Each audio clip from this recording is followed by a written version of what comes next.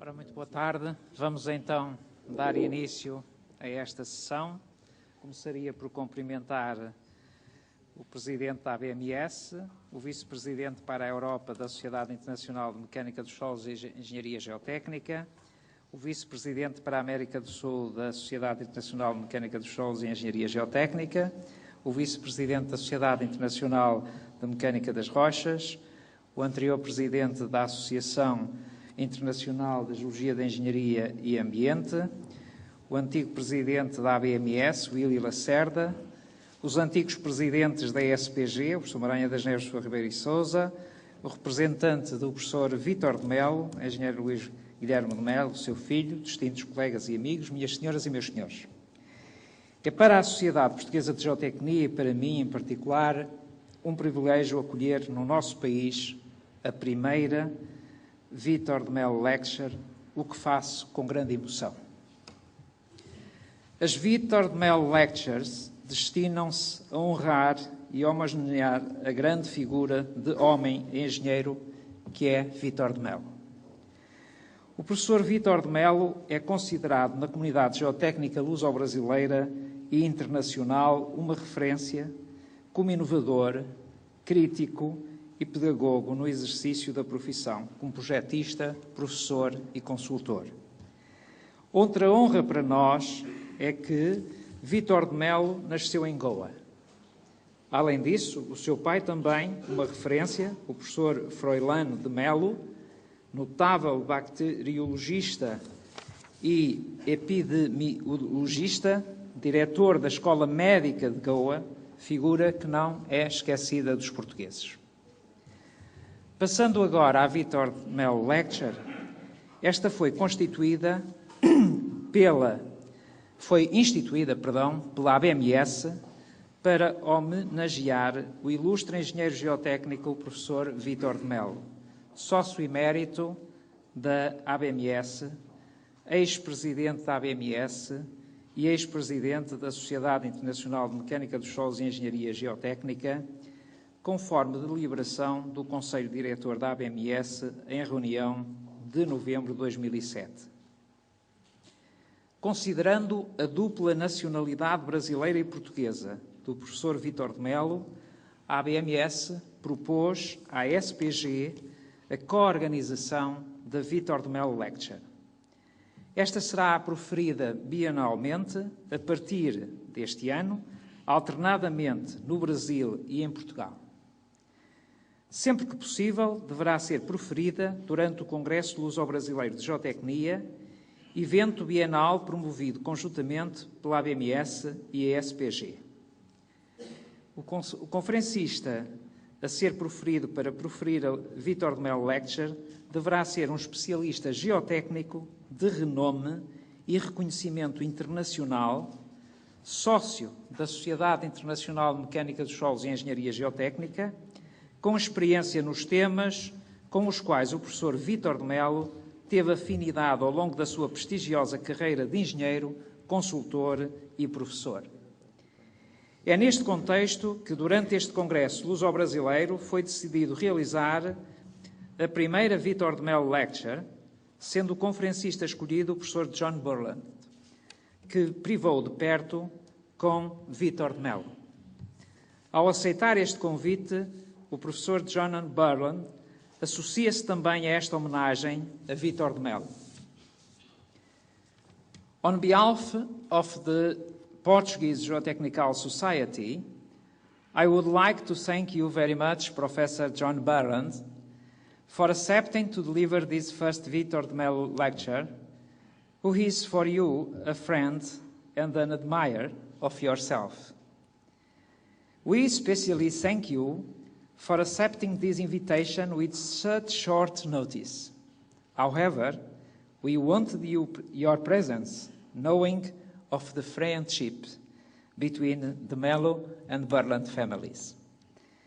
I'm sure with your lecture we will all learn more about Victor de Mello, with whom I had the privilege to learn and to participate in social events, in particular at his home with Maria at São Paulo in 2002 at the occasion of the first Portuguese-Brazilian Geotechnical Conference. Thank you very much.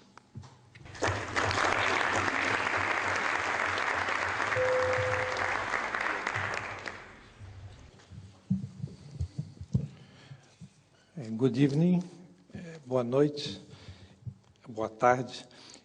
Eu tenho muito pouca coisa para adicionar ao que o professor Antônio Correia já relatou. Gostaria só de dizer que a ideia de homenagear o professor Victor de Mello é uma ideia que vem de muito tempo, e por muito tempo as direções da BMS vêm pensando qual seria a melhor maneira de homenagear a carreira do professor Victor de Mello. Em conversas com vários ex-presidentes, algumas ideias foram surgindo, e então o Luiz Guilherme, que é filho do professor Victor de Mello e também membro do conselho diretor da BMS, foi consultado sobre a ideia de se promover essa palestra, essa lecture.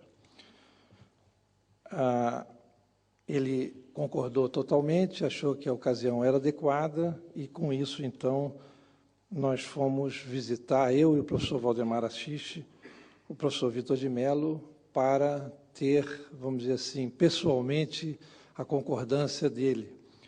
E foi com grande emoção e que a gente pôde notar o agradecimento dele ao receber a notícia da intenção da Victor de Mello Lecture. Após essa visita, então, o que seria uma boa ideia, um plano, passou a ser uma missão. Vamos tornar realidade essa lecture de nível internacional. E aí, então, o Antônio já relatou, o Conselho Diretor da BMS, depois a Assembleia Geral da BMS, aprovou a ideia dessa lecture nos termos já relatados.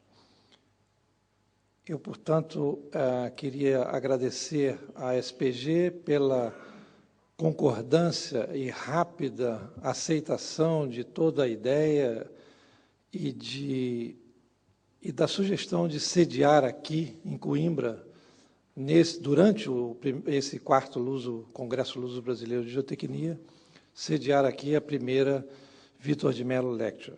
Para nós é uma honra que isso esteja acontecendo aqui em Portugal, considerando a dupla nacionalidade do professor Victor de Mello.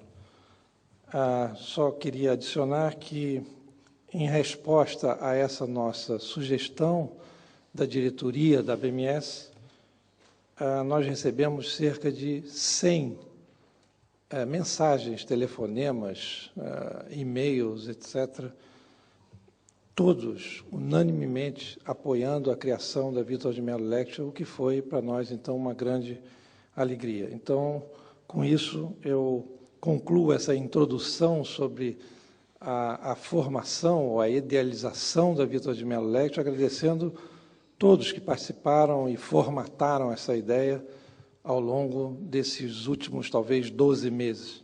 Em particular, o professor Valdemar Assis e o Willi Lacerda, que muito colaboraram para isso. Então, com isso, eu passo agora a palavra, eu devolvo a palavra para o presidente da mesa, professor Antônio Correia. Que, por sua vez, convida o vice-presidente para a Europa para fazer, então, uma intervenção. Thank you, Antonio. Well, dear presidents, vice president and past presidents of the Portuguese Geotechnical Society, of the Brazilian Association of Soil Mechanics and Geotechnical Engineering, of the International Society for Rock Mechanics, of the International Association of Engineering Geology, and of the International Society of Soil Mechanics and Geotechnical Engineering.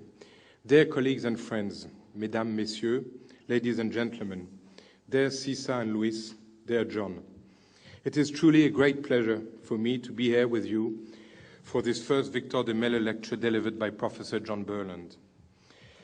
I also have the honor to convey to you the best regards and wishes from the International Society for Soil Mechanics and Geotechnical Engineering and from its president, Professor Secoe Pinto. I've come here to tell you in particular that Victor de Mello does not belong only to Portugal and Brazil, but belongs to the whole international geotechnical community. He was our ISSMG president from 1981 to 1985, we know that, a word called the crucial years for my generation. His contributions to the knowledge for our profession have clearly reached the best international level since a long time now. I am sure that Professor John Burland will demonstrate that in a brilliant manner. As an example, I shall only quote the state-of-the-art report by de Mello, Burland precisely, and Broms at the Tokyo Conference in 1977 on the behavior of foundations and structures. I mention that because I always have in my mind this paper when I try to deal with these difficult subjects. But Victor is more than a great scientist. He is a true citizen of the world. The first time I spoke with him, it was at Charles de Gaulle Airport in June 1981. We met on our way to the Stockholm conference. He had just been elected president of ISSMG. I was young then, well, younger, and impressed to be able to speak so easily with this important but simple and modest person. From that day, I always approached Victor with ease and happiness. His culture, his very vast culture, among which perfect knowledge of Portuguese, English, French, German, and Spanish languages. His knowledge for French literature, for instance, and poetry is by far much vaster than mine. I dare not even mention the other languages. Many of us probably remember his brilliant address at the opening ceremony of the San Francisco International Conference. It was always a pleasure to meet with him in Paris or other places in the world. We were sure to have a great moment of human communication. Victor, all of us here in Coimbra, we're sending you our best respect, regards, wishes, and love.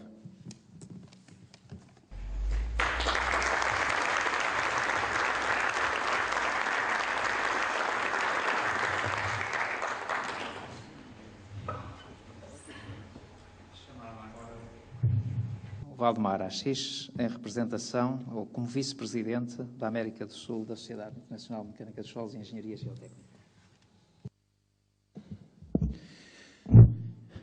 É muito difícil, nesse momento, meus colegas da mesa, presidentes, ex-presidentes, vice-presidentes das sociedades co-irmãs, da sociedade brasileira e da portuguesa, é muito difícil, nesse momento, falar apenas como vice-presidente da Associação Internacional de Mecânica dos Solos. Nós estamos aqui reunidos para discutir aspectos extremamente interessantes de uma personalidade multifacetada, de projetista, investigador, professor, engenheiro. Mas, para mim, é muito mais fácil falar, destacar o professor Victor de Mello. Eu garanto que cada um de nós, sentado aqui hoje, aprendeu alguma coisa em algum momento da sua vida com o professor Victor de Mello, e continuamos aprendendo. Ele foi professor em várias escolas e universidades, e eu tive a sorte de estar na primeira turma para a qual ele deu aula na Escola Politécnica da Universidade de São Paulo. Luiz Guilherme esteve na segunda turma para que ele deu aula. E um aspecto fundamental que a gente tem que falar, ao falar do professor Victor, é que, onde ele passou, ele fez escola. Uma significativa porcentagem dos engenheiros geotécnicos atualmente atuantes no Brasil passou pelas mãos do professor Victor de Mello como seu mestre, seu tutor, seu professor. E eu me incluo nesse seleto grupo de pessoas que tiveram esse privilégio. O professor Victor tem um grande mérito de ser um semeador de ideias, desafiador, motivante, inquisitivo, instigante para todos nós. Mesmo que não concordássemos no primeiro momento com algumas ideias que ele nos sugeria, e creio que todos nós, os projetistas aqui, também passaram por isso em algum momento. No primeiro momento podia parecer um pouco estranho, mas todos nós, invariavelmente, nos sentíamos desafiados e instigados a voltar para a sua escrivaninha de trabalho e pensar um pouco mais sobre o assunto.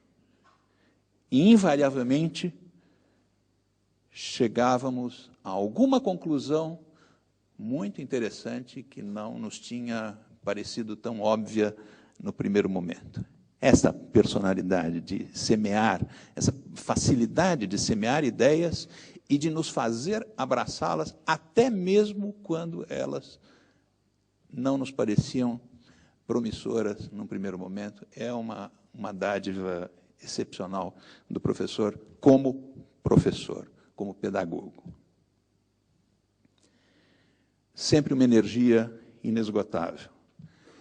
Com todas as suas atividades de consultoria intensíssima por todos os locais do mundo na década de 70, o professor Victor encontrava tempo para escrever todas as notas de aula do curso que ele ministrava na Escola Politécnica,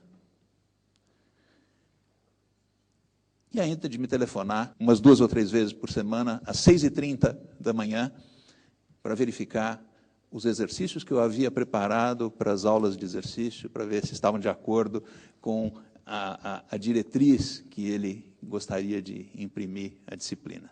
E eu aprendi imenso nesse período. Parecia que nunca havia limites físicos à sua capacidade de trabalho. Hoje, quando, infelizmente, a natureza lhe impôs limites infinitamente maiores do que aqueles que ele jamais se impôs, é um prazer e uma honra render essa homenagem ao professor de todos nós.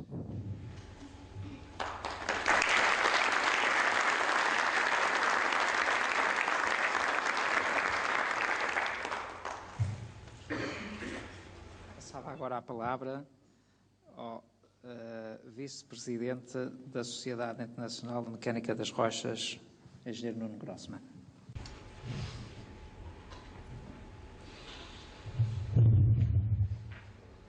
Ora, já muito foi dito sobre o professor Victor de Mello.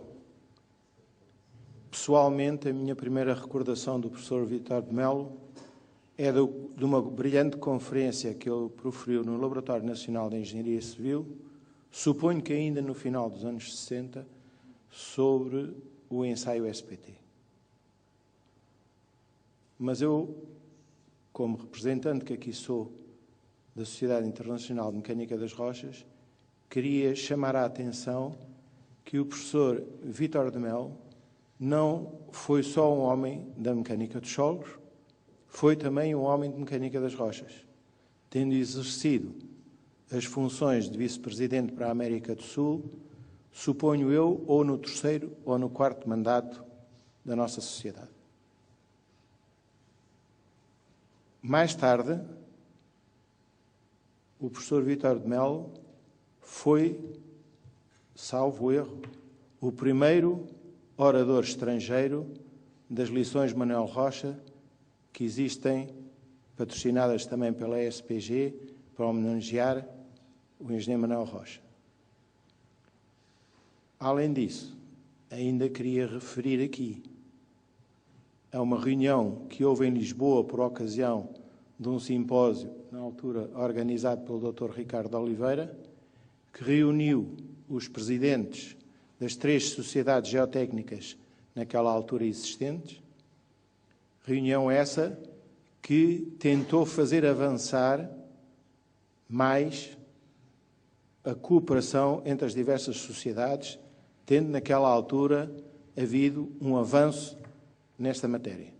Isso mais tarde voltou a adormecer, especialmente devido ao desaparecimento do professor Dabir, que era a alma na altura desta coordenação, e ressuscitou agora há pouco tempo, através da figura da FIX, que neste momento ainda ninguém aqui referiu.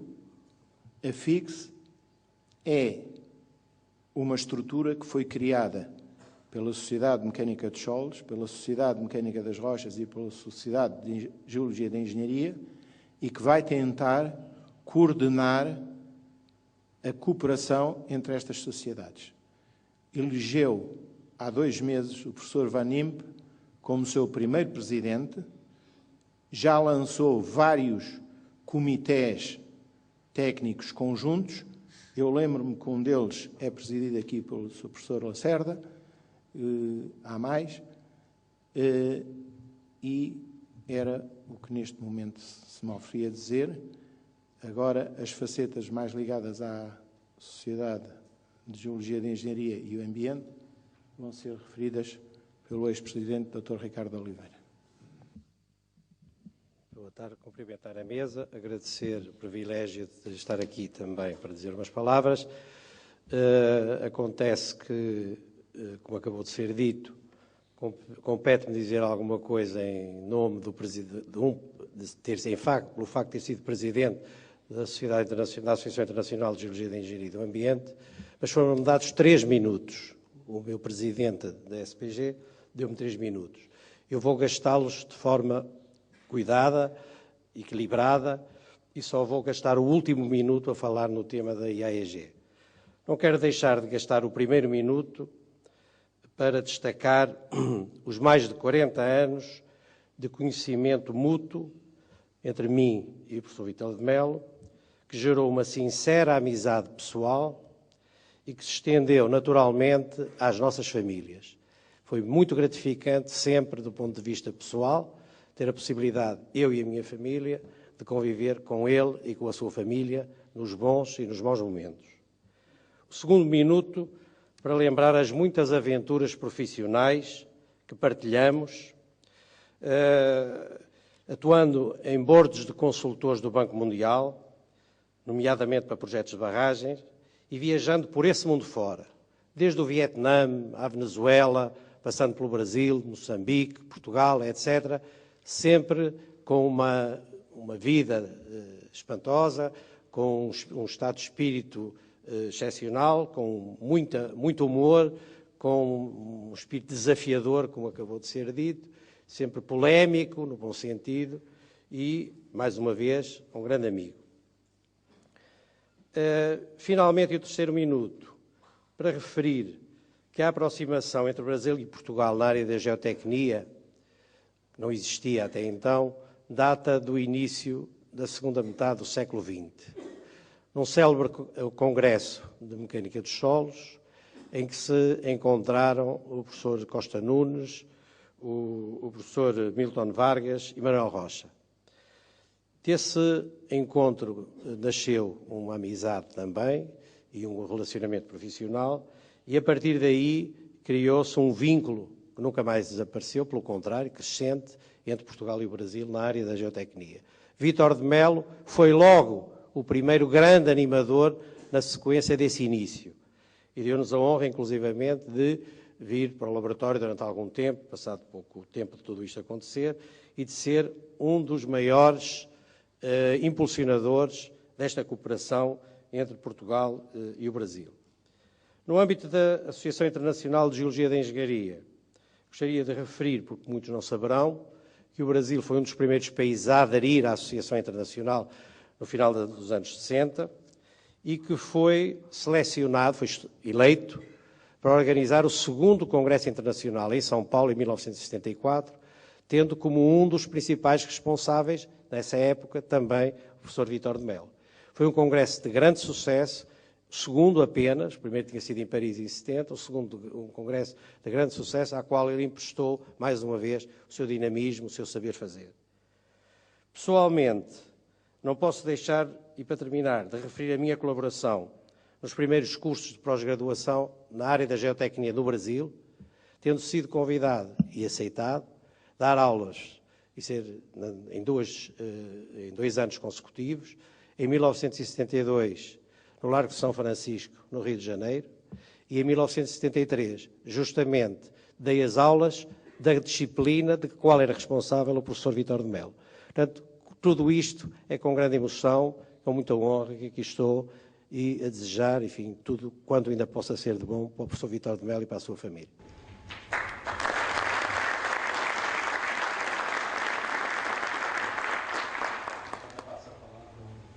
A palavra ao professor Willy Lacerda, em representação dos antigos presidentes da ABMS. Boa noite a todos. Eu falo aqui em nome dos ex-presidentes da ABMS, e entre eles a figura incomparável do professor Victor Mello. Eu não tive a honra nem a sorte de sido seu aluno, mas eu acompanhei, desde que comecei a frequentar os congressos brasileiros e internacionais, as atuações sempre mordazes, críticas e brilhantes do professor Mello nas discussões em plenário. E também participei de várias reuniões técnicas em que ele estava presente e com as suas opiniões sempre críticas e corretas. E ele fez muito para elevar o nível da engenharia geotécnica no Brasil, porque ele era um atento observador do estado da arte do projeto de engenharia. Finalmente, a sua atuação como presidente da Sociedade Internacional também trouxe um novo sopro a esse organismo, e ele se desempenhou dessa tarefa com muito brilho. Então, eu quero falar agora aqui como amigo do professor Victor Mello, do filho dele, e quero destacar que a sua contribuição foi incomparável e preciosa para o Brasil. Agradeço.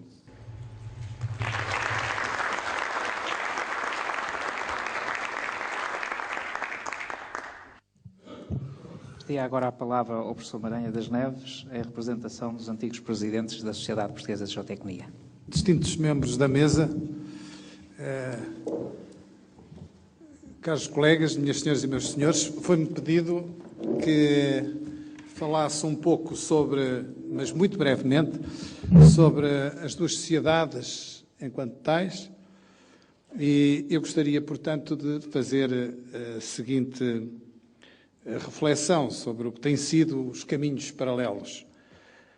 O início das relações entre as comunidades geotécnicas brasileira e portuguesa remonta a muitas décadas. Começaram por contactos pessoais entre os engenheiros dos dois países por ocasião dos primeiros congressos mundiais de mecânica dos solos e engenharia de fundações realizados durante o pós-guerra na Europa. Já foi referido pelo Dr. Ricardo Oliveira e, nomeadamente, esse foi o primeiro, em Zurique, 1953. Desde então, em todos os congressos onde os engenheiros brasileiros e portugueses se encontram, sempre foram promovidas reuniões que, para além de uma natural confraternização, promoveram o conhecimento mútuo e a aproximação dos técnicos dos dois países. Seguiu-se, entre 1963 e 1971, o período das 3 jornadas luso-brasileiras de engenharia civil, realizações notáveis que, muito embora tratassem de engenharia civil em geral, contribuíram decisivamente para um grande incremento das relações entre Brasil e Portugal no domínio geotécnico. Nos anos 80, surgem os primeiros encontros luso-brasileiros de geotecnia. As relações tomavam, assim, uma forma mais institucional, com o patrocínio da SPG ao encontro de 1981 em Lisboa e com o patrocínio da ABMS ao encontro realizado no Rio de Janeiro em 1982. Nessa altura, tentou-se tirar proveito primeiro do Congresso de Estocolmo, com a vinda dos brasileiros à Europa, e depois dos portugueses ao Congresso da ECOLD, no Rio de Janeiro. Seguiu-se um interregno que, a meu ver, corresponde ao período em que a ABMS e a SPG organizam, alargam e consolidam os seus congressos nacionais bianuais. Estiveram mais viradas para dentro. Só depois desta grande tarefa interna é que as nossas sociedades se aproximam de forma marcadamente institucional. Surgem então, com alguma naturalidade, os congressos luso-brasileiros de geotecnia, organização conjunta bienal, cuja 4ª edição se celebra hoje em Coimbra. Esta cooperação entre a BMS e a SPG acaba de ter o seu ponto mais alto, na minha opinião, com a adoção da atual política editorial perfilhada pelas duas sociedades. Trata-se de um caso inédito no panorama internacional e no que à geotecnia diz respeito. Por tudo o que acabo de dizer, não só prevejo, como acredito num futuro de grande afirmação nacional e internacional para as nossas sociedades. Não queria deixar de fazer referência e de dizer algumas palavras relativamente ao patrono desta lição que dentro de momentos vamos ouvir. Ainda muito novo,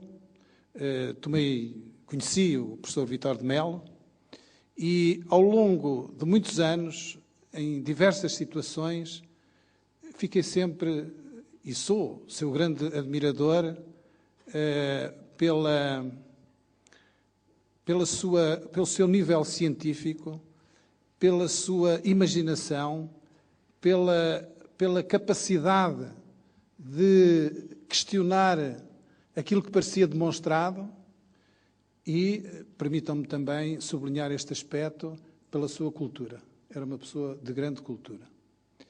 E, felizmente, que temos hoje aqui o seu filho Guilherme, que pode transmitir pessoalmente ao seu pai o quanto nós gostamos dele, a nossa admiração e o nosso carinho. Muito obrigado.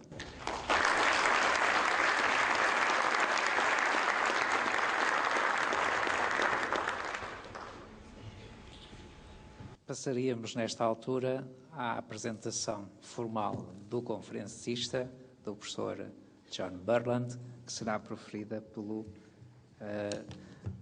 Alberto Saião.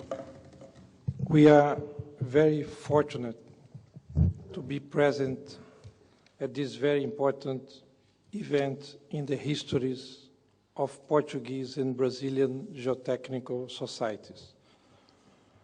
The first Victor de Mello lecture.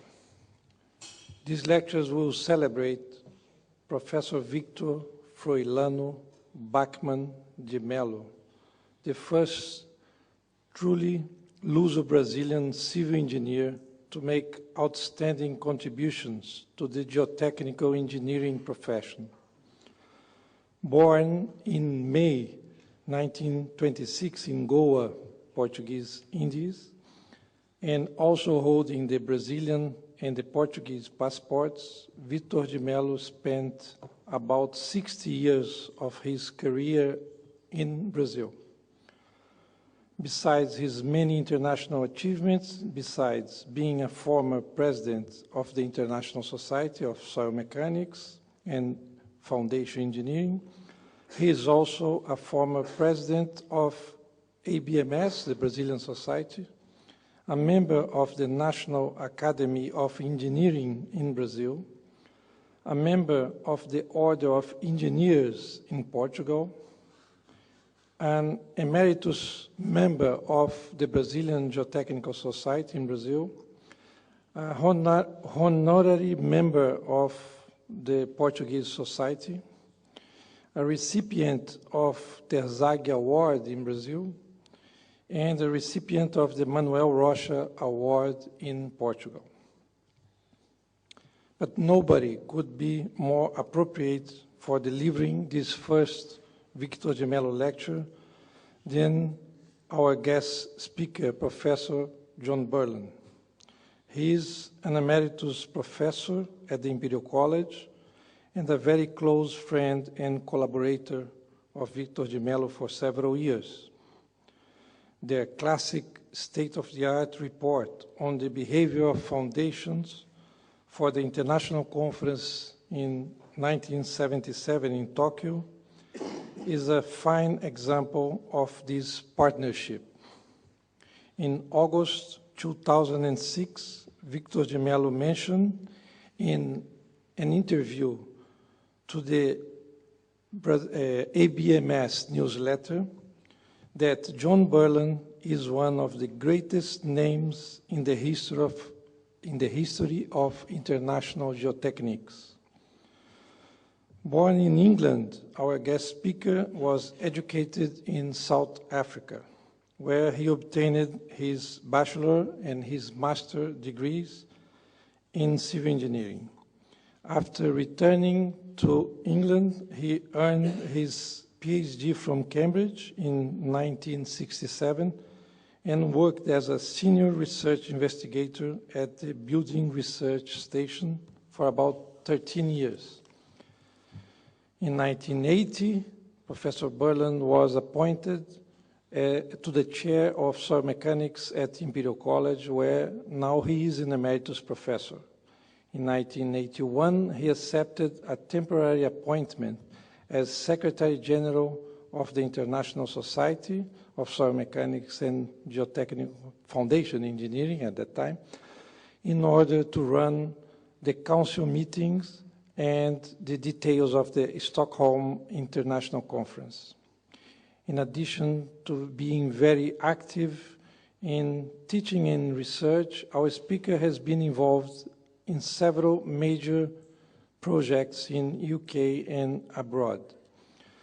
One well-known example was the delicate excavation for an underground parking garage alongside the Houses of Parliament without damaging the famous Big Ben clock tower. He has also consulted to many international geotechnical projects. For about a decade, he devoted much of his time and energy to stop the bell tower of Pisa Cathedral from leaning and toppling.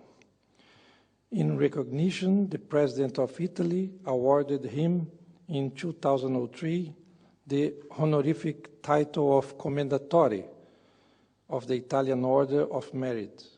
Among other honors, he also holds the title of Commander of the Most Excellent Order of the British Empire. Our speaker has published and lectured extensively, more than 200 papers on civil engineering and geotechnics, over 30 major invited lectures. His ranking lecture on the compressibility and shear strength of natural clays, published in 1990, is included in the top 10 list of the most cited geotechnique papers in all times. He holds 5 honorary doctorates and many medals and awards for his great contributions to engineering, including Harry Seed Gold Medal from the American Society of Civil Engineers, the Kelvin Gold Medal from the Institution of Civil Engineers, the Public Promotion of Engineering Medal of the Royal Academy of Engineering, and the Kevin Nash Gold Medal of the International Society of Soil Mechanics and Geotechnical Engineering. Well, I am very pleased to say that not only the creation of the lecture, but also the name of its first speaker was personally approved with great emotion and joy by Professor Victor de Mello. Ladies and gentlemen, please join me in giving a very warm welcome to the first Victor de Mello lecturer, Emeritus Professor John Burland.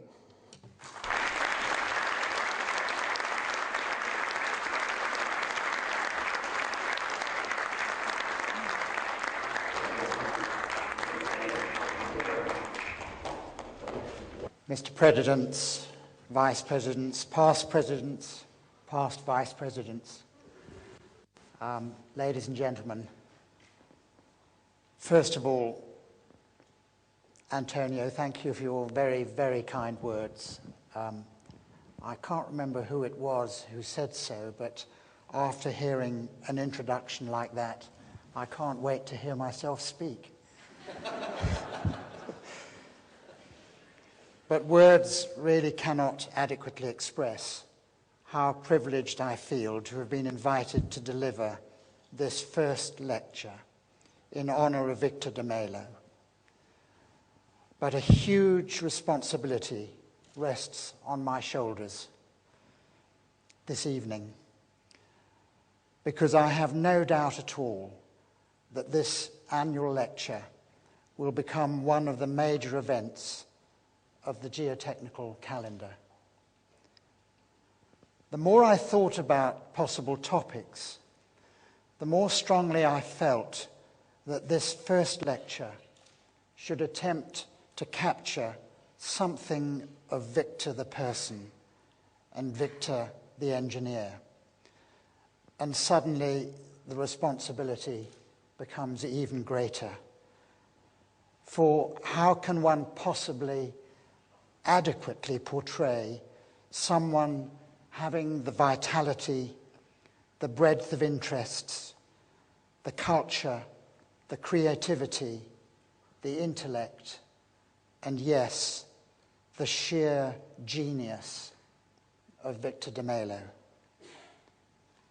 My aim is to reflect on my friendship with Victor and to share something of that with you.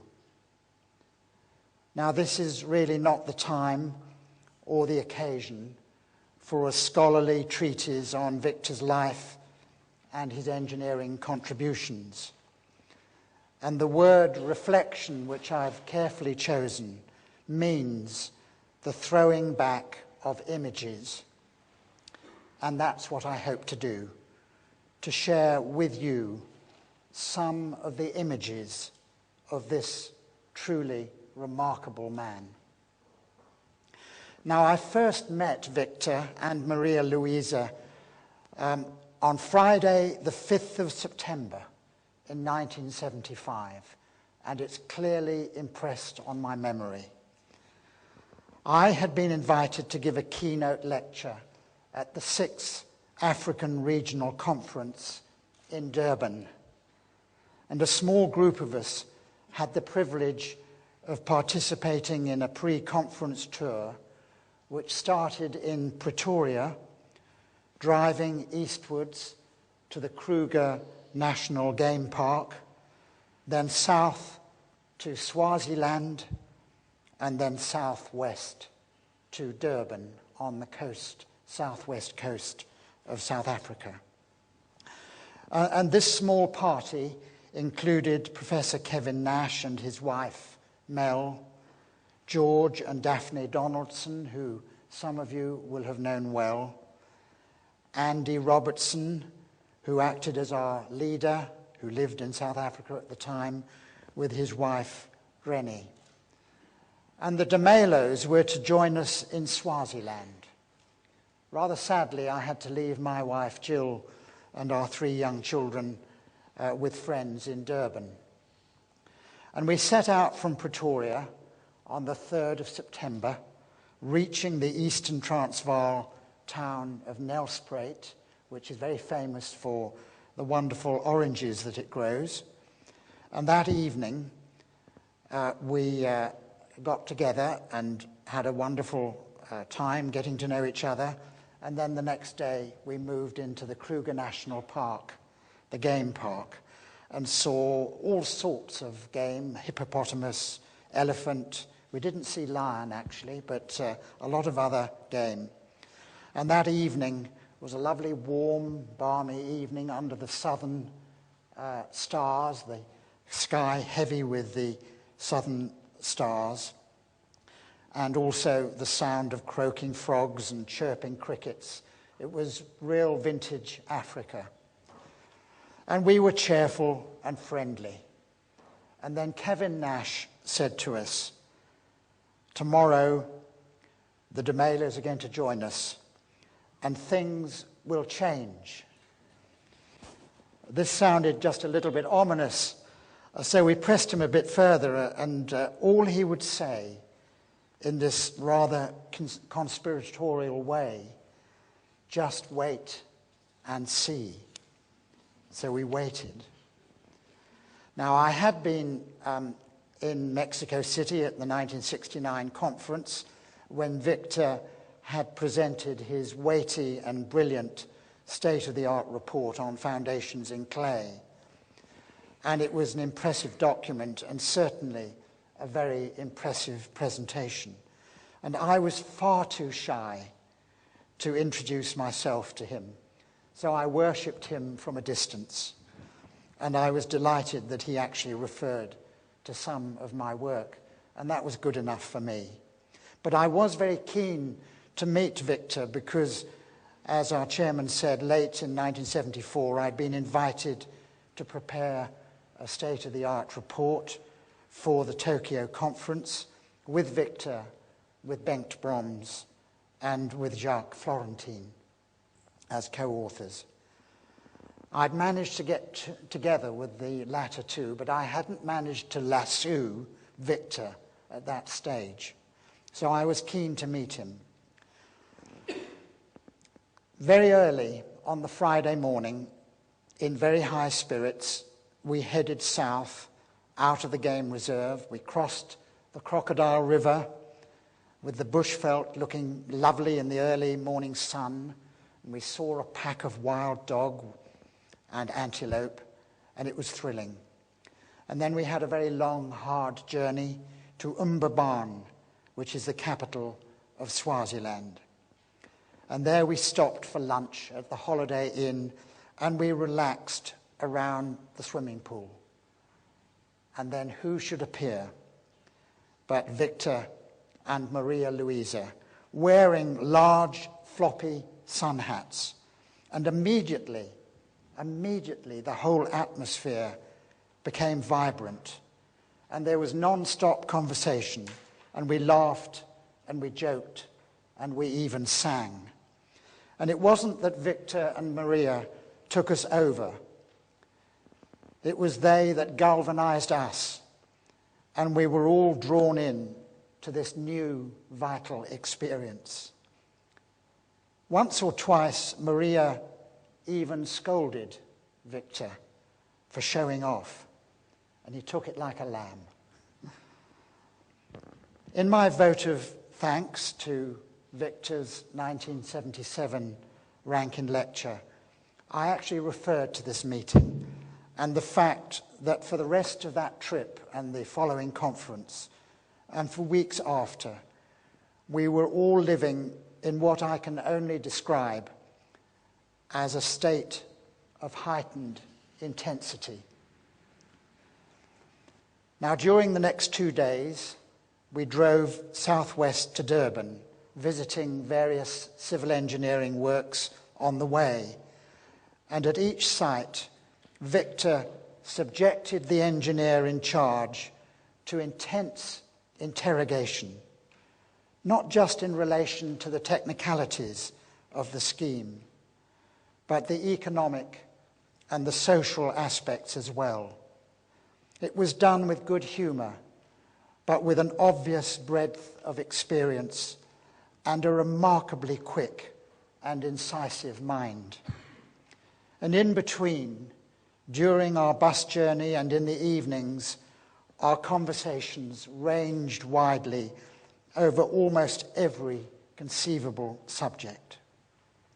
And I remember one conversation in particular with Victor at that time where he expressed concern about the dangers of developing countries relying on the advice of experts imported from the developed countries, a theme that he returned to time and time again in his lectures.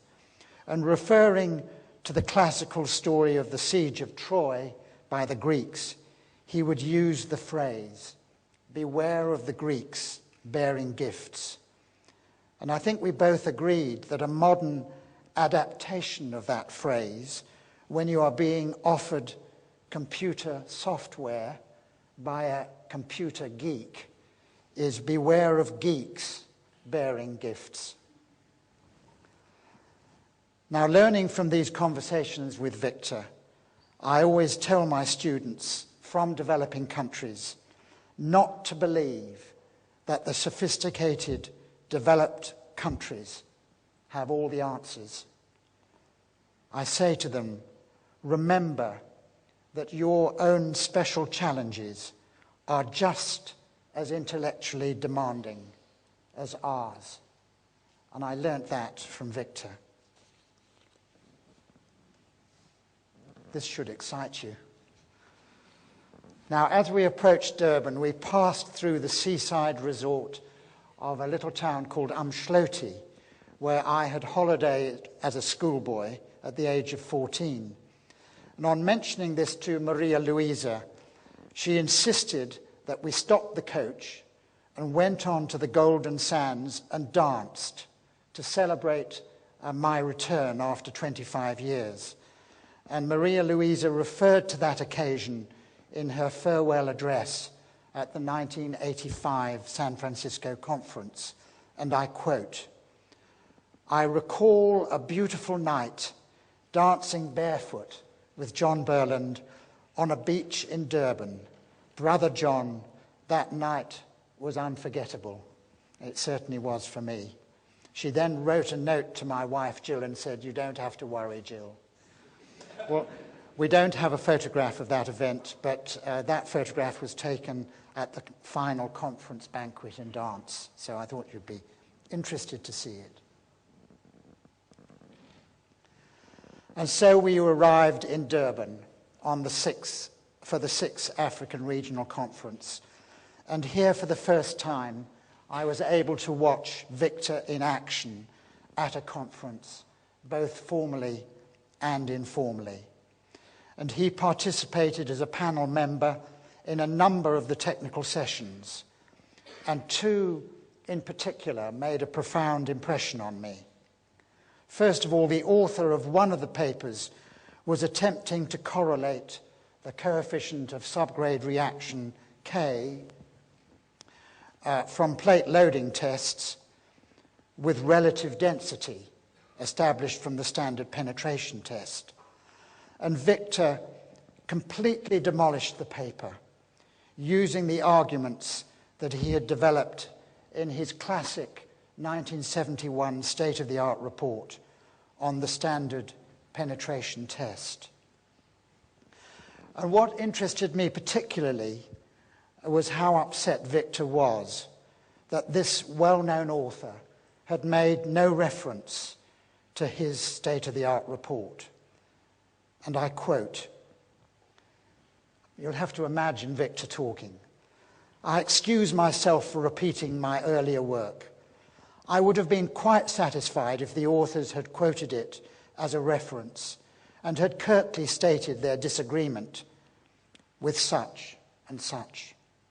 I am sure that there is much room for disapproving and correcting some of my preliminary claims, but since they were offered with the best intentions and were aimed at avoiding unnecessary efforts and pitfalls, the thing that I find quite disconcerting is that 4 years can pass without agreement or contestation, but only a disparaging silence." And this intervention taught me that Victor actually loves and welcomes debate, and he goes out of the way to seek it. And he's quite prepared to revise his views in the light of that debate.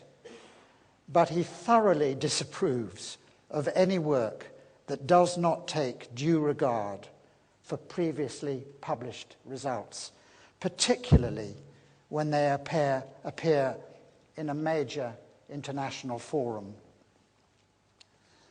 And then there was another panel session which he spoke at on the dangers of over-reliance in indirect indicators of soil properties as deduced from the deep-sounding static cone penetrometer, and particularly in relation to the friction sleeve and the friction ratio.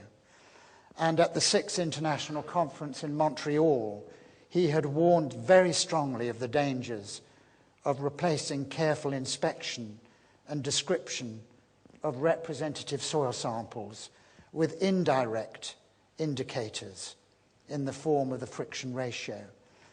And again, he referred to this intervention in his discussion at the conference.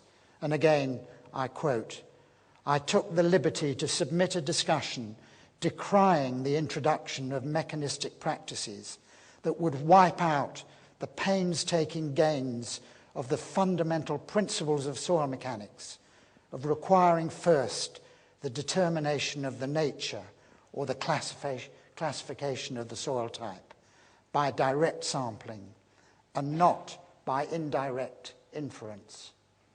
You can see that Victor's contributions certainly livened up the session. And then we came to his own keynote address. And it was that impressed me most. And the title of his lecture was "Some Lessons from Unsuspected, Real and Fictitious Problems in Earth Dam Engineering in Brazil." And during his opening remarks, he reminded the audience that we should never forget the primordial precedence of values.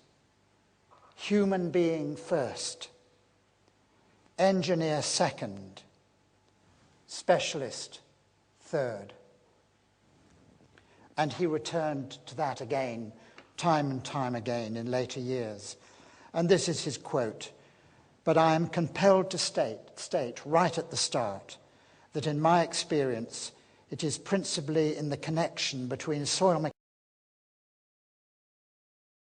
mechanics and the overall field of civil engineering, and in our obligations as members of society, that the greatest challenge and chances of creative vision beckon us and lead us forward." And during the lecture, he described the evolution of his experiences of the design and construction of over 50 major earth dams in Brazil and elsewhere in Latin America, using residual soils and saprolites in particular. And then, in true de Mello style, very early on in his lecture, he used a Latin quotation. And I think it's worth repeating the whole statement here in this audience. This is what he said: "If a geologist declares that at a given site the joints strike unfavorably in an upstream-downstream direction and tend to open to a significant depth, and therefore the site should be abandoned, then as a civil engineer, I would say the following. First of all, accept the first part of the statement as the information comes from the appropriate source. Secondly, challenge it, so what, to the point of requiring and achieving some quantification. And thirdly, as regards the concluding affirmative, and this is where it comes, do not hesitate to say, ne suta ultra crepidam, which of course you all understand. And he went on, the consequence and decision are part of an overall civil engineering optimization and should be so assessed. Well, I felt that I oughtn't display my ignorance, so I did look it up on Google. And the quotation is a rebuke said to have been addressed by the famous Greek artist Apelles to a shoemaker who pointed out some errors in the painting of a slipper in one of the artist's works. And then the shoemaker went on to criticize other parts of the picture. And the translated quotation is, the shoemaker should not go beyond his last, retorted Apelles. Or perhaps, he said, bluntly, stick to shoemaking. What Victor was doing was warning of the grave dangers and distortions that can result if a specialization is permitted to drive the project. The overall balance and coherence of the project needs to be maintained, with each specialization playing its part. Excessive domination of specializations can also obscure the chain of responsibility, which is a very serious matter indeed. And Victor also warned of the grave dangers of importing technical know-how from Western temperate zones to geological settings which are outside the expertise and experience of the experts. And he called the import of these people the import of technical don't-know-hows, which is very de Mello-ish, because the microstructures of residual saprolite soils are very different from those of classical sedimentary soils, even when they're compacted. And also climatic factors are usually very different. And this means that transfer of experience using the empirical indicators of Atterberg limits and so on is extremely simplistic and likely to lead to grossly misleading advice, particularly in relation to permeability and hence pore pressure responses. And he used an example to illustrate this. The slide here shows, the top part shows the Paraibuna Dam, which he referred to towards the end of his lecture in Durban, which had been designed on the basis of local experience and had been successfully completed. But immediately prior to filling, it was felt prudent to appoint a special consultant to review the design. Now, the expert had not worked in saprolites before and recommended, first of all, the use of residual strengths and very high pore pressures in the downstream shoulders here. This downstream clay facing here, and actually there as well, had been placed simply to limit erosion during the rainstorms at the time of construction. But this expert said, no, these have got to be ripped off, trenches dug in them with drainage installed because of the build-up of pore pressure beneath them. And as a final conclusion, this expert had recommended that the downstream slope should be, first of all, reinforced by compacted rock and the slope reduced from 1 in 2 to 1 in 2.5. Now, you can imagine there was some consternation after that report had been submitted. And Victor was asked to intervene, which he, I think, did somewhat reluctantly, but did.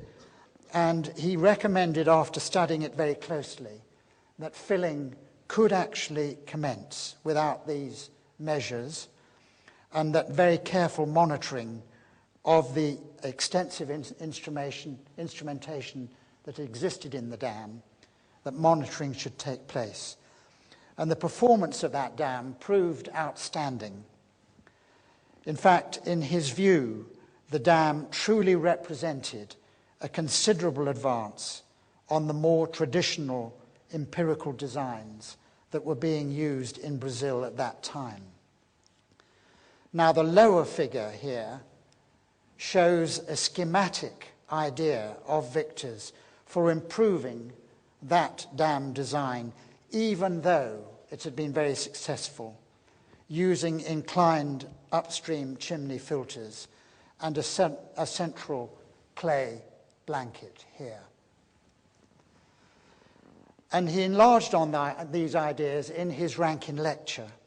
But I think what is worth noting is that he always made a point of attempting to improve even a successful design in the light of the experience that he had gained.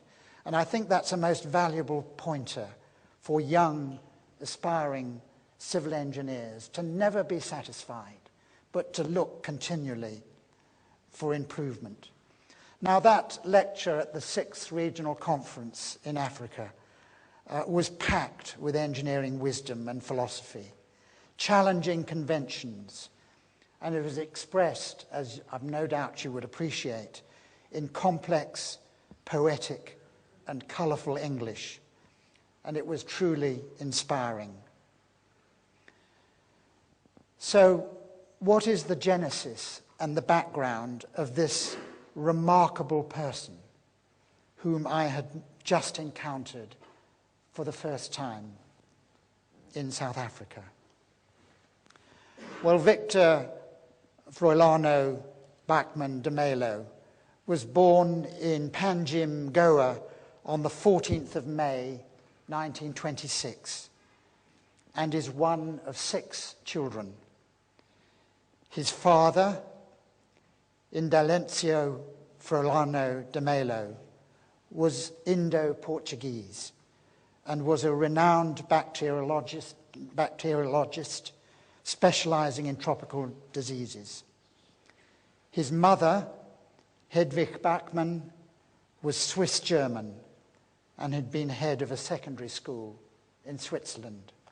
And a chance meeting with her future husband on a train from Paris to Lisbon brought her from Zurich to Panjim. The early education of the 6 de Mello children was undertaken at home by their parents. They each learned a musical instrument in addition to the piano, and they were taught painting, languages, French, German, Italian, and literature. They were also encouraged to take part in sports, including swimming, tennis, horse riding, and so on. Now, just in case you were wondering which boy is Victor de Mello, I am told that he is the one standing just in front of his father. I believe there. Now, Victor's parents had planned for their children to be educated in Europe, but the impending Second World War caused them to send their children to study at British boarding schools in India. And at the age of 11, Victor went to Bishop Cotton Boys' School in Bangalore. There he excelled, winning many prizes, both for academic and sporting achievements. And at the final public examinations, he was ranked first in 2,000 candidates for the Mysore State High School examinations. And he also won high distinctions amongst more than 40,000 candidates for the British Empire Senior School Certificate. And the school awarded him the Kothavala Cup in recognition of the best all-rounder. Now, as a result of these achievements, Victor gained admission to ETH in Zurich, but he was unable to travel there because of the Second World War. So he sought admission to various top Indian engineering schools, such as Roorkee and Pune and so on.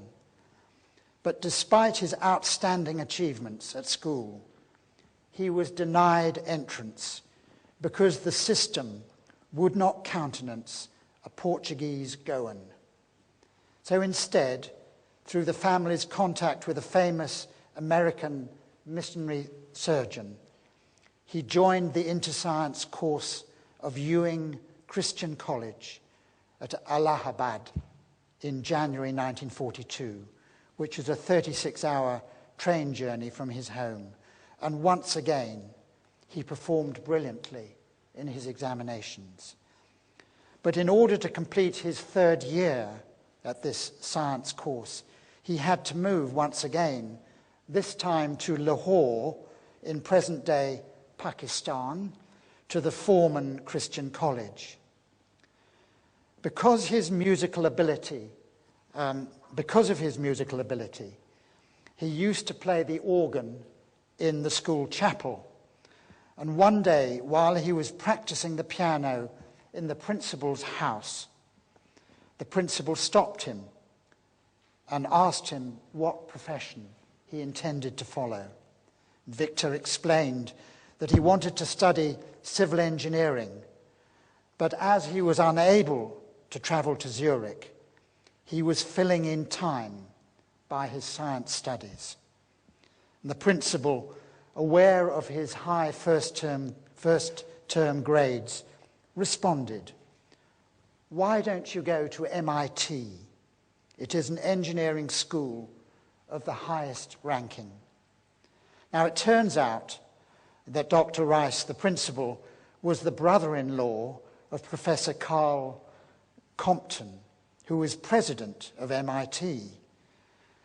So Dr. Rice wrote a letter to the president, and some weeks later, a telegram arrived which simply stated, "Victor de Mello admitted July the 1st, 1944, signed Carl T. Compton." And so, with a quick trip home to bid farewell to his family, Victor travelled to Bombay and then sailed out of Bombay in April 1944, incidentally just a few hours before the port was blown up. And 40 days later, he arrived in Boston via the Pacific, Australia, and the Panama Canal. And once again, Victor's academic achievements were outstanding.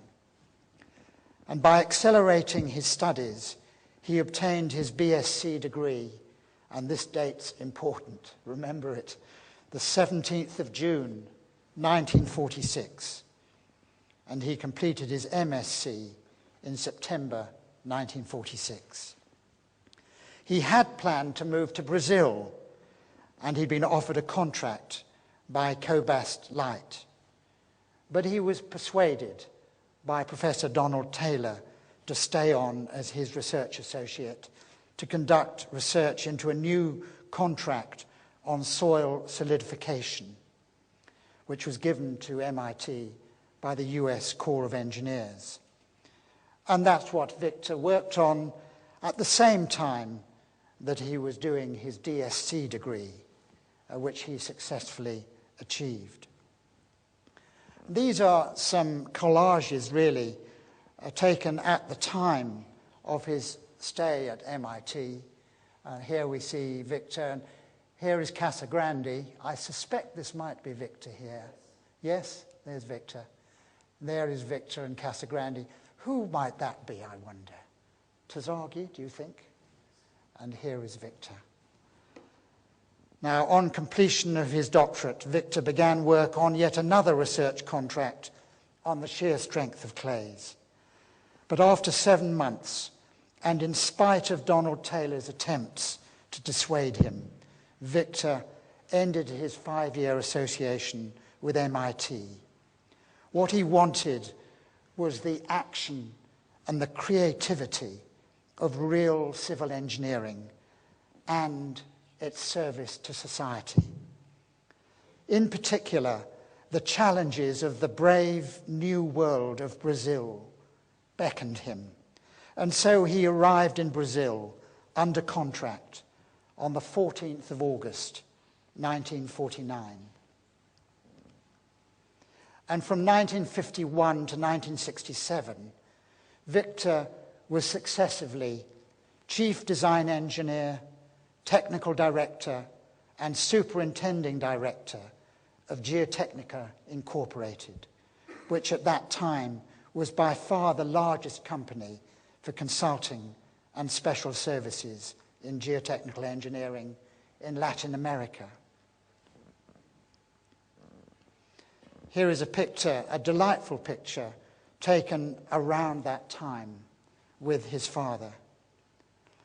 Now, from 1968, Victor operated as a private consultant, concerned with a significant proportion of the major civil engineering projects in Brazil, involving expenditure literally of billions of dollars per year on tunnels, railways, industrial and mining projects. And in addition to his consulting work, he took on the mantle of teacher and scholar. In 1957, he was appointed Professor of Soil Engineering at Mackenzie University in Sao Paulo, and in 1967, he became Professor of Soil Engineering at Sao Paulo University. And in addition, he had been president of the Brazilian Society of Soil Mechanics, of which he is a founding member, the first recipient of the Tazagi Prize, vice president of the International Society of Soil Mechanics for Latin America, and vice president of the International Society of Soil Mechanics for Latin America. So this was the man that I met in South Africa in 1975. Now, at the time that Victor Benck-Broms and I were writing the 1977 Tokyo State-of-the-Art report, Victor was also engaged in writing his ranking lecture. And I must confess that I approached the task with a lot of trepidation, because not only of the magnitude of the subject, which was the behavior of foundations and structures, which is pretty all-embracing, but also knowing that Victor's writing is colourful and requires a lot of concentration to unravel, because ideas and concepts come tumbling out, and I found the task of capturing these and doing them adequate justice really quite daunting. So I invited him to draft the preamble, chapter 1, to the report. And when the first draft arrived, my heart sank, because his draft contained sentences, many of them half a page long, with one full stop in each paragraph. But slowly, I began to attune myself to his writing and to realize how I should approach it, because Victor paints word pictures and he loves word play. And some years later, I attended a conference in Brazil with him, and he was speaking in Portuguese, understandably. So I was desperately listening to a translator to find out what he was saying. And the translator broke down in the middle and said, "I can't translate this because he is playing with words." So just a few examples of his wordplay. We need not look for new tasks, but merely look at the tasks newly. I may be described as specializing in being a practicing generalist. Water has an unfortunate habit of seeping through every theory. Choose your love and love your choice. These are the phrases which Victor loves and revels in. And I think the way to understand a word picture is the way you try and understand an impressionist painting. You don't look at every brush stroke in detail, but you stand back and you try to take in the whole. And that's, of course, particularly true of a flamboyant, zestful, impressionist picture. So let's look at a well-known impressionist picture, or part of it. There's some dark, incomprehensible patches with one or two light streaks. Well, let's look somewhere else. There's some flashes of light and there's some color. So let's stand back. And we see the full motion, the light, the movement, and the zest of that well-known picture by Edouard Manet, The Escape of Rochefort, painted in 1881. So I learned that this is the way to try and understand Victor's writing, to stand back, to savour his figures of speech, his wordplay, his zest, and to try to absorb a whole paragraph or even a whole section of a paper. And that is the way that Chapter 1 of the Tokyo State of the Art was written. Now, I'm not going to quote from it, but anyone who's acquainted with Victor's writing, I think, will immediately detect his hand in Chapter 1. It may be easier to understand than the original, but it certainly lacks the bold colours and the inspiring vistas, which is vintage, uninhibited Victor de Mello. And so we come to his Rankin lecture, Reflections on Design Decisions of Practical Significance to Embankment Dams. Here is the Great Hall at Imperial College, full of anticipation. Of course, here is Victor, and standing next to him is Peter Vaughan, who introduced Victor, and Noel Simons, who chaired the occasion. And who do we see on the left here but Joyce Penman. Joyce Penman was sent by Arthur Penman to take down every word because Arthur was in Chile and he couldn't be there. I have to say that Joyce came back completely baffled. But anyway, there's Joyce Penman and Noel Simons, his wife, and here, of course, is Maria Louisa and my wife, Jill, and yours truly sitting there. What a great occasion it was, full of anticipation, absolutely packed out.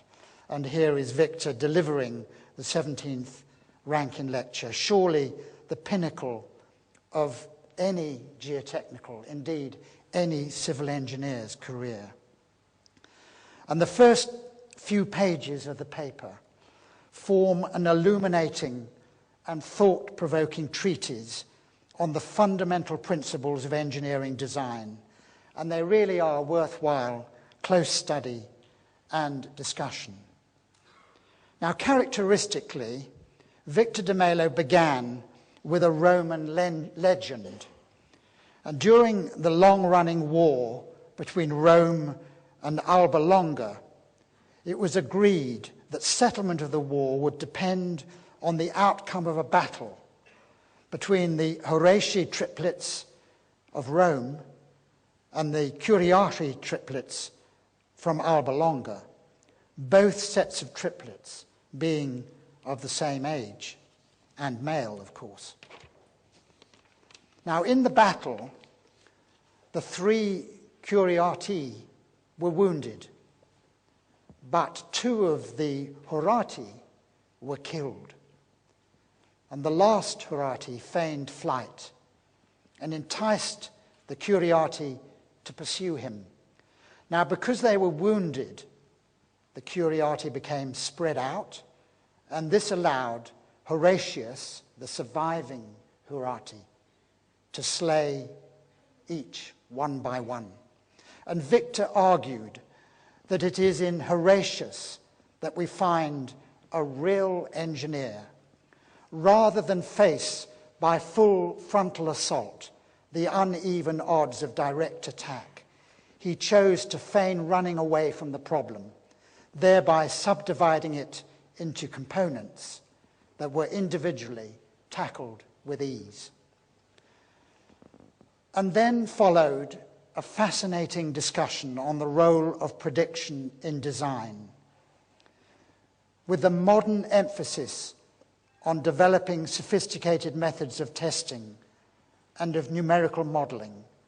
There is an understanding tendency to believe that good design requires advanced analysis and prediction. Indeed, to my own knowledge, many undergraduates leave our schools of engineering believing that you cannot design something until you can analyse it. And in fact, in his 1973 Rankin lecture, Lamb emphasised that prediction is at the very heart of the practice of civil engineering, and that one must not only predict, but make decisions and take actions on the basis of the predictions. And I find the world over, wherever I go now, there is increasing reliance on powerful computer packages and, worryingly, an increasing tendency to accept the output at face value. Beware of geeks bearing gifts, indeed. Now, characteristically, Victor turned this approach on its head. While accepting that prediction is a necessary vehicle for adequate decision, he pointed out this, that often our ability to predict what will happen is poor compared to our ability to predict what will not happen. Now that is a very profound statement. What it means is that wherever possible, good design should aim at avoiding reliance on precise predictions. It should aim at developing design solutions that cut across the uncertainties. And I think Golder put it very nicely in 1971 when he said, "Any design that relies for its success on a precise calculation is a bad design." Now, I thought it might be helpful to emphasize what Victor was saying with reference to a soil structure interaction problem. And it's helped introduced, I think, with what is called the Hamley paradox, the Hamley four-legged stool paradox. Now, Hamley was a brilliant engineer. I was at Cambridge with him. He got his PhD in soil mechanics, but he practiced very widely in structural and mechanical engineering as well. And he gave a very important lecture at the Royal Institution to school children. And he started off with a three-legged stool, sat on by a milkmaid, a rather stout milkmaid, who weighs 60 kilograms. And she has her feet off the ground. And he asked the school children how much load is carried by each leg. And of course, 99% of the school children in the audience put their hands up and said 20 kilograms in each leg. And of course, they were right. And he said, "Right, now I'm going to add another leg to make it 4 legs. How much load is carried in each leg now?" And 99% of the children said 15 kilograms. And they're wrong, because there's a lack of fit, and it's rocking on 2 legs. So the answer is 30 kilograms. So that was his introduction to structural engineering to these school children. But a much more important question, which he was obviously not able to cover in that lecture, is what load should each leg be designed to carry? And that question is profoundly influenced by the brittleness of the material and the fitness for purpose of this structure. Now, we have to distinguish between ductile and brittle materials. So we define ductility as the ability to undergo inelastic deformations without significant loss of strength, and we define robustness as the ability to absorb damage without collapse. And of course, one of the problems we have, not only in structural engineering, but in all our engineering problems, is what are the boundary conditions? Because so often the boundary conditions are unknown and unknowable, and you can be quite sure that the designer of that stool had not got that particular boundary condition in mind. What is happening to that stool, I shudder to think. But you can imagine, of course, that if the stool is designed with fragile, brittle legs here, and the milkmaid is sitting on the three-legged stool, milking away, and the cow lashes out and kicks away one of the legs, she will come an awful cropper.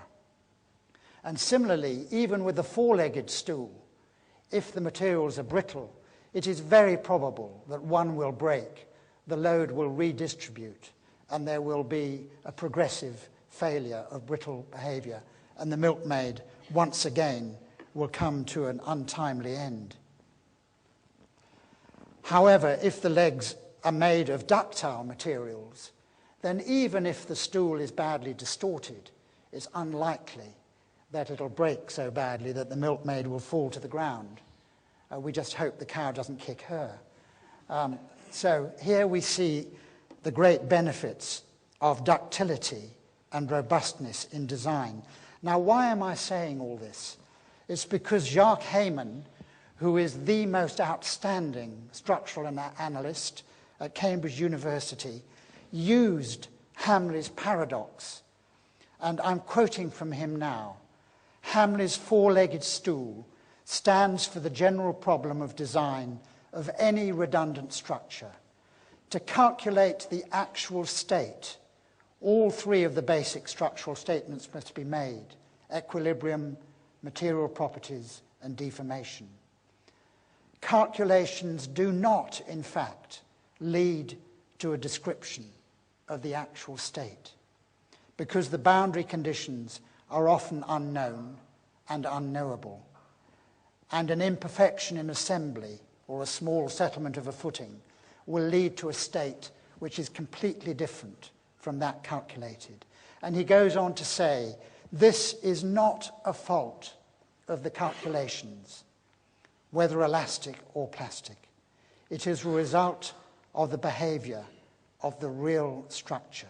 And he goes on to sell plasticity and say that there is such thing as the least cost solution, but there is no such thing as the right answer.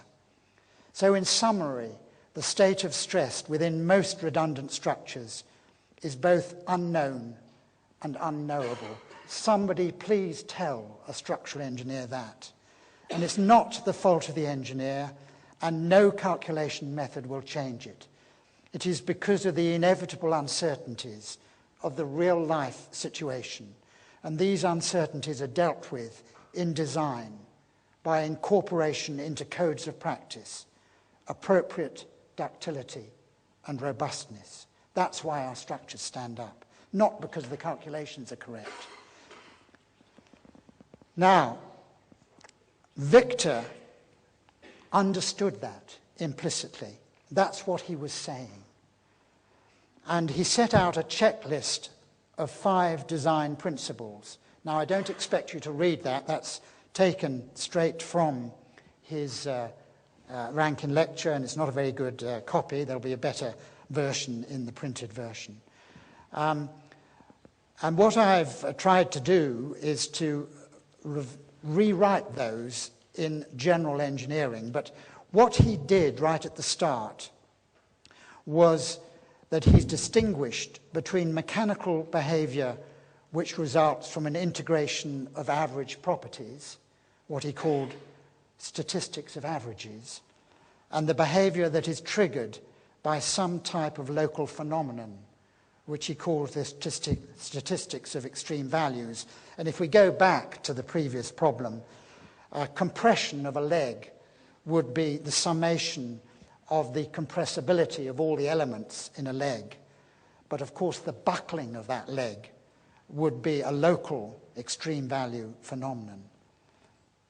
I won't go into this, but these are the 5 design principles which I've rewritten and generalized, which I believe is what Victor was putting forward in his Rankin lecture. What I believe he was arguing for was robustness of design. Change the problem to make it amenable to design. Incorporate redundancy, so there are fallback positions.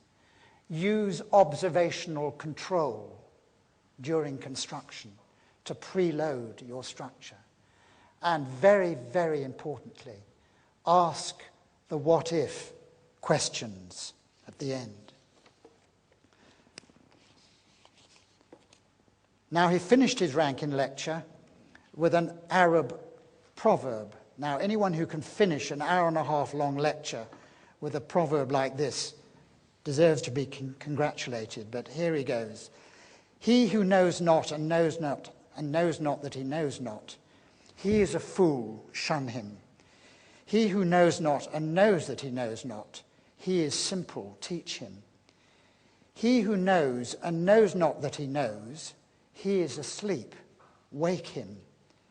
He who knows and knows that he knows, he is wise, follow him. Now, since then, I've had discussions with Victor about this proverb, and we both agreed recently that the last line should be rewritten and that a further line should be added. So it should read at the end, he who knows and knows that he knows, he is insufferable.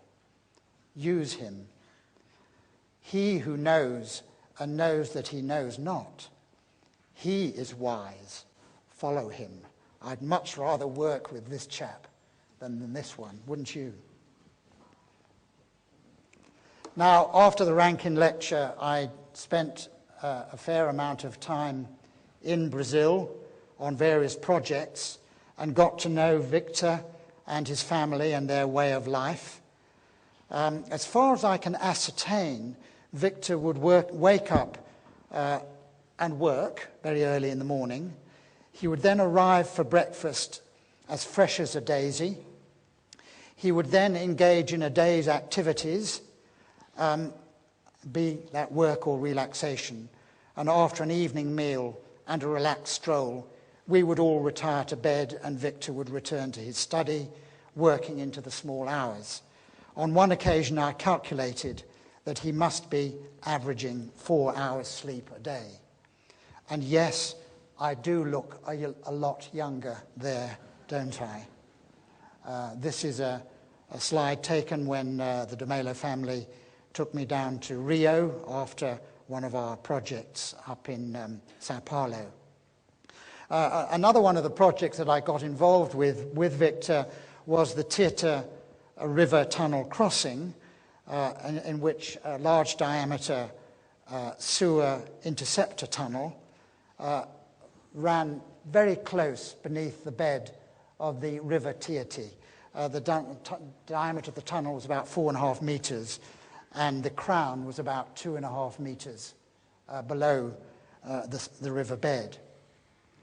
Here is a picture of an inspection shaft that was sunk to look at the ground, the tertiary clay on either side of the river, and here is a rather young Luis Guilherme looking down, I think, at Professor Burland rather anxiously.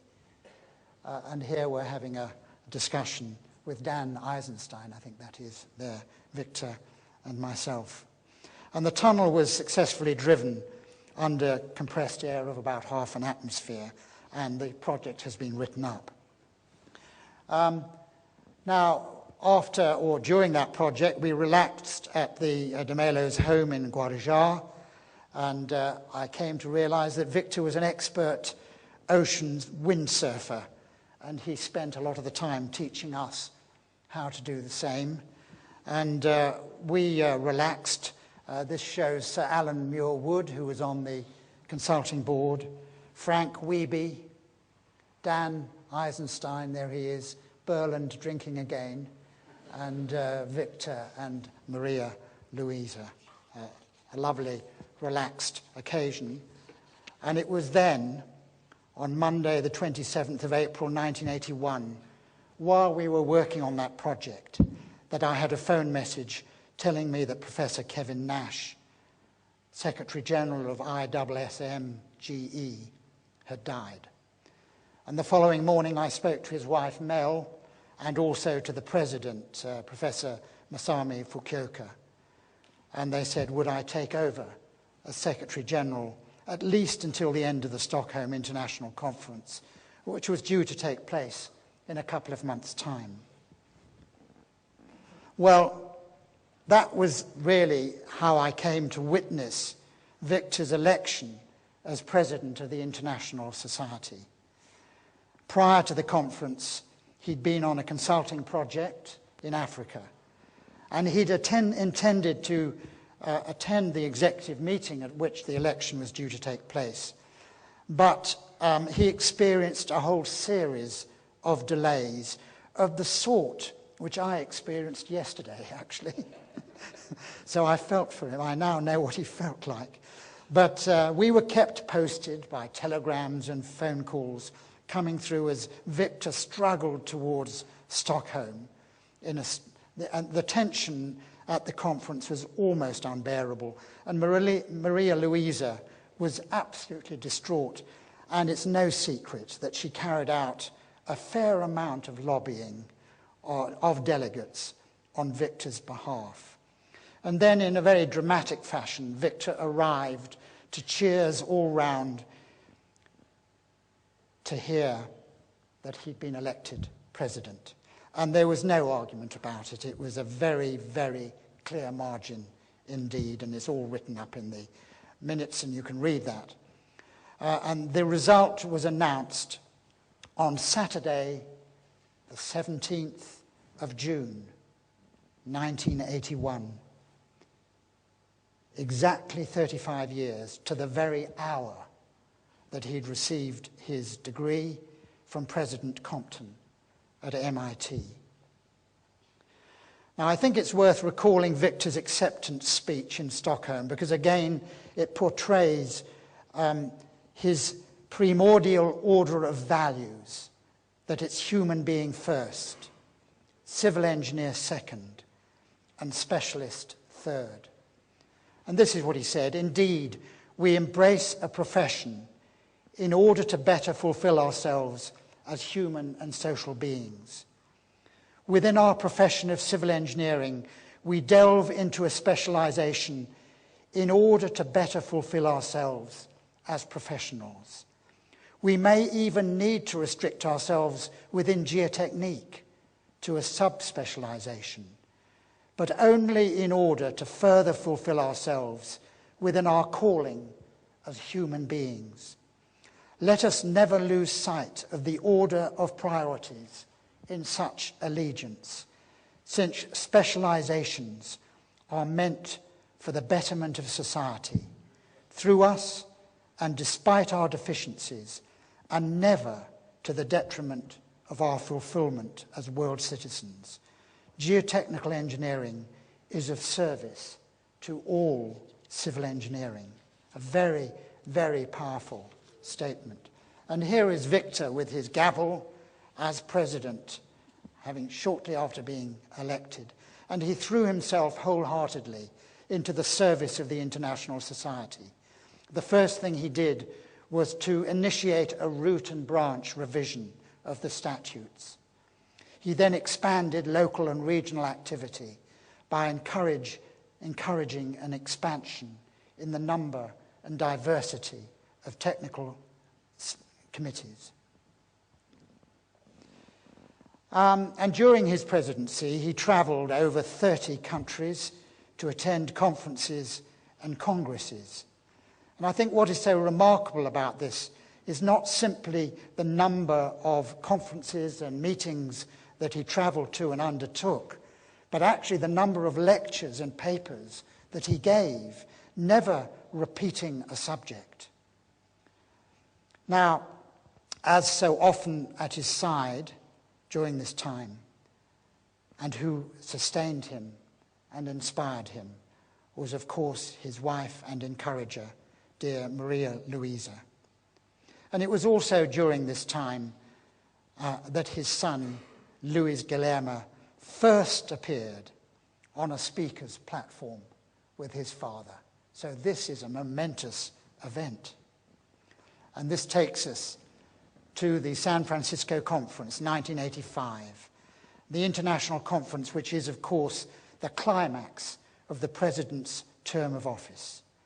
And this San Francisco Conference, the Jubilee Conference, was no exception. But of course, first of all, the statutes had to be agreed, and here we are having a very serious discussion before the steering committee, which is now called the board, looking through these statutes. And then we moved on to the executive committee with Victor chairing it here and his Dick Parry as Secretary General. And down here is the executive committee in session, and you might recognize D'Apollonia there, and a certain Professor Burland sitting very earnestly there studying the statutes. And they were indeed approved at that meeting. Now, the opening session was a matter of great... I need to introduce this carefully. The opening session was a time of great nervousness for Maria Luisa. But she didn't have to worry, because it was a tour de force. And during that magnificent presidential address, in a rather prophetic way for me, he referred to the Pisa Tower. And what he said was he found that in the wide range of solutions offered for stabilizing the tower, there was an object lesson in engineering. And he then showed us 25 different solutions which had been produced. Only 4 of them are shown here, but there was a nightmare of 25 different solutions. And he concluded that when faced with a problem of high ratio of responsibility to feasibility, it is not in better analytical work. Back to the analysis, you see. It is not in better analytical work that engineers seek solutions, but rather in different statistical universes in order to set aside, quite definitely, the possible histograms of degrees of undesirable behavior, which I think means use robustness in your design. Design principle number 2. And then he went on. Have you not often woken up in the middle of the night with a flash of a brilliant solution to a problem that only becomes fuzzy during the day? If you are somewhat uncertain of being awake, I am with you, showing them this 25 solutions to Pisa. And he says in the figure, it does become certain that dreams and nightmares intermingle, requiring careful selection. And for me and Michaela Jamalkowski, the nightmare commenced in 1990 when we were invited to work on the Commission for Stabilizing the Tower. But that, of course, was well in the future from this occasion. And towards the end of his presidential address, Victor made another prophetic statement, which I think we all need to aspire to. I submit that the most important question facing the geotechnical engineer is for him to reassume a position as the foundation instrument of every civil engineering orchestra, and for the civil engineer himself to reassume his position as the most influential element of human society in affecting the environment. Hear, hear, I say. The San Francisco conference was over all too quickly, and my close association with ISS-MGE, which had begun in Brazil in April 1981, came to an end. And Victor launched into rebuilding his consultancy and his work, particularly in relation to work on dams. And here are a couple of slides showing him in the Guava Dam and also the Bordesico Dam. And we all continued to meet at conferences, and wonderful, wonderful reunions they were.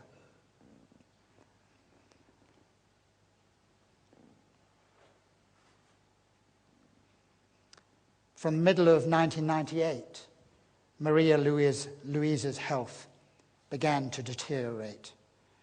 And it was a terrible blow to us all when we heard of her death on the 17th of August, 1990. And bravely, Victor came to the European Conference in Firenze in May 1991. After the conference, he, Jill, and I had a most memorable 2 days as tourists. We exhausted ourselves visiting the major art galleries, the museums, the churches, and Victor had that wonderful knack of discovering superb restaurants where we revived and talked endlessly late into the evenings. And then we were thrilled to receive this photograph with the news that Victor and Maria had married on the 17th of February, 1995. And here is another delightful one showing all of Victor's zest and impishness. And he brought Maria to Pisa in June 1995, and they sat in on one of the commission meetings, a very difficult one actually.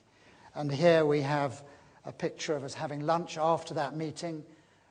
There is Professor Jerry Leonards there, and Lancelotta, and of course Michaela Jamalkowski. Victor took the picture, so he wasn't in that one. Then we were all together again in Istanbul in 2001, and my last meeting with Victor and Maria was at the Skempton Memorial Conference in 2004. But we have, of course, corresponded very frequently since then. Now, many of you will know that Victor is no longer in good health and finds it very difficult to communicate. And I want to share with you the most recent exchange of letters that I had with him. I received a letter from him on the 28th of September 2007, in which he says, "Maria wrote this note. As you know, I cannot move, eat, or speak. The only movement left to my muscles is the closing and opening of my eyes, by which I agree or disagree with what is posited to me. And it works. Silence is eloquent." What Maria wrote here is what I communicate to her and what I wanted you to know. My final times in this life, I can assure you that one can reach other levels of reality and consciousness and open oneself to dimensions not accessed by our rationality, no matter how brilliant it might be, and the expression of good, beauty, and truth is in them. I read every word of what Maria wrote, and I blinked my eyes, assuring her that what is written here is exactly what I wanted to tell you. Most affectionately and grateful for our close, enriching, and valuable friendship during these years. And I replied to Victor on the 1st of October 2007 as follows. In my vote of thanks to you, to your Rankin lecture, was it really 30 years ago? It seems so recent. I said how much it would provoke thought and discussion, and this has indeed been the case, and will continue to be with your magnificent contributions. I have been honored to give the first lecture in your name in Coimbra next year, and I propose to devote it to promulgating your approach to engineering and to life. Also, in the vote of thanks, I referred to the heightened intensity that you have brought to our lives. Your wonderful letter reminds me of the words of Elizabeth Barrett Browning. Earth's crammed with heaven, and every common bush is afire with God. But only he who sees takes off his shoes, and the rest sit around and pick blackberries. So profound, yet with a delightful touch of humour. Dear, dear brother, thank you for all that you have brought to our lives and to our profession, with our profound gratitude and love.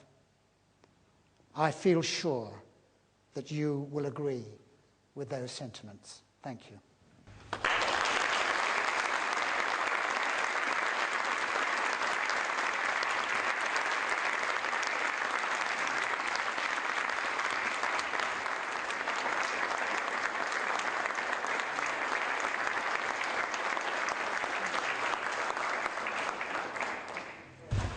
Just a few words. Dear Professor John Burland, thanks so much for accepting the invitation of the Brazilian Society of Soil Mechanics and Geotechnical Engineering and of the Portuguese Geotechnical Society to deliver this first Victor de Mello lecture. You did an outstanding job. While I knew about Victor de Mello and you, it was very enriching for me to hear your perspective on some of your passions and experience with Victor. All of us pulled in many directions as we pursued our dreams. Balancing those priorities is never easy when we have passion for more than one thing, as it was the case of Victor. I think the balance starts with honest, eyes wide open perspective. I think that the one of the key message from your lecture that I would like to stress is that some attributes of Victor de Mello to become a successful man are determination, creativity, courage, motivation, energy, hard work, skill, and elegancy. This will also help to be successful in life, whatever we are building a career or raising a family. Thank you very much for your outstanding lecture. Only someone not only with scientific and technical background, but also with a big cultural and human behavior could give this lecture, and I am sure Professor Victor de Mello will be very touched of this. The message and slides presentations were great. I can say on behalf of the audience the excellent way you told the personal, scientific, technical, and social of your views of Victor. I am sure all of us will still think about Victor de Mello quotations that sometimes saying a lot. This is the genius of Victor de Mello. It was a lecture of high quality with a clear presentation. Special reference is made to the excellent quality of the pictures presented, some with a very impressive meaning. I would like also to express the personal qualities of Professor John Burland, the enthusiasm, the dynamism that he puts in all phases of his professional and social life.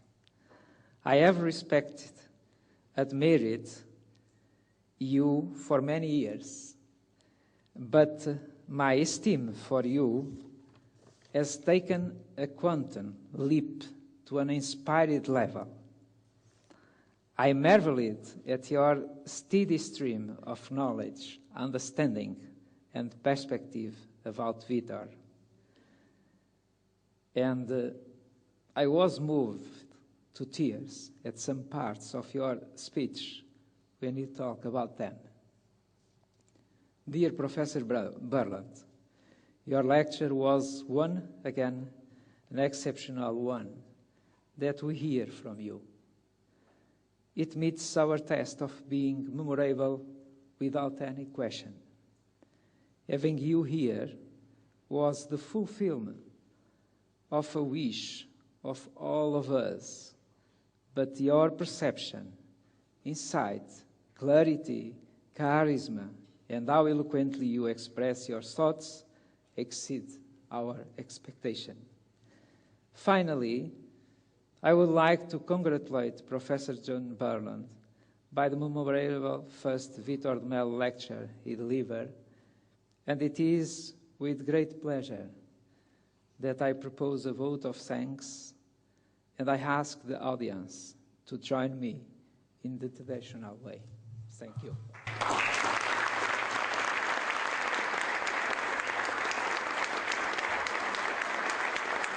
John, this is a token chosen with Victor, and it is a reproduction of the medal that he has used throughout his life, St. George, which I'm using right here. And both societies, the SPG and the Brazilian Society, endorsed having it reproduction in order for it to be the token for the Victor de Mello lecturers. So we're very proud to have you having the first one. Thanks so much.